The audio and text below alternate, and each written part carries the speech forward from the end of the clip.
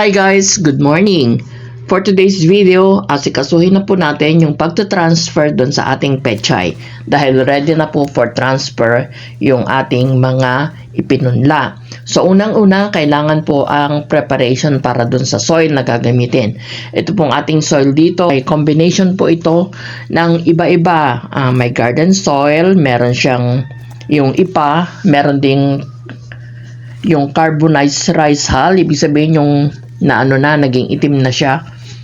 Tapos meron din po yung coco peat para maganda po yung drainage ng ating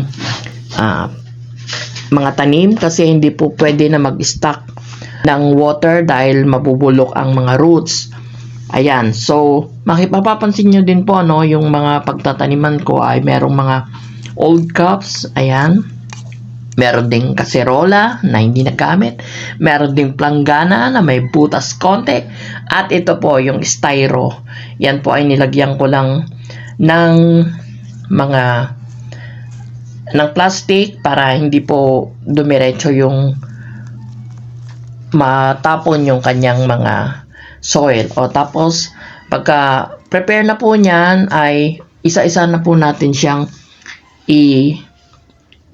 itatanim dyan. So, nakita nyo po, nakahilig po yung ating Yan, kasi para mapus na yung pechay at hindi ma-damage yung mga roots. So, unti-unti po yan, tinanim ko na dyan, 4. So, yung may spacing, kino-consider yung spacing dyan. Tapos, yung mga cups, tagi-isa lang po yung nilalagay natin dyan. So, ganyan po ang style ko pag nagtatanim ako ng mga pechay na ready na for transfer. Pagkatapos po na mailagay ay wisikan lang po natin ng konting water para hindi malunod yung ating tanim. Thank you guys!